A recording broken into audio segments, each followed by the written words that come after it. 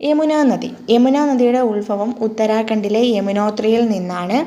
യമുനയുടെ നീളം എന്ന് പറയുന്നത് 1376 കിലോമീറ്ററാണ്. യമുനാ നദിയുടെ തീരത്തുള്ള പട്ടണങ്ങളാണ് ഡൽഹി, ആഗ്ര, മഥുര, ഇട്ടാവ. ഏതൊക്കെയാണ്? ഡൽഹി, ആഗ്ര, മഥുര, ഇട്ടാവയാണ് യമുനാ നദിയുടെ തീരത്തുള്ള പട്ടണങ്ങൾ.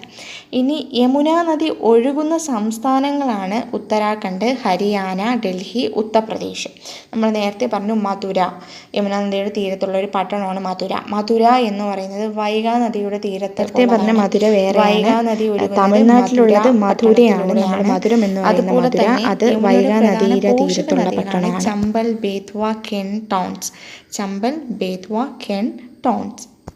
നദിയുടെ പ്രധാന അണക്കെട്ടുകളാണ് ഗാന്ധി സാഗർ ഡാമും ജവഹർ സാഗർ ഡാമും. ഗാന്ധി സാഗർ ഡാം മധ്യപ്രദേശിലും ജവഹർ സാഗർ ഡാം രാജസ്ഥാനിലുമാണ്.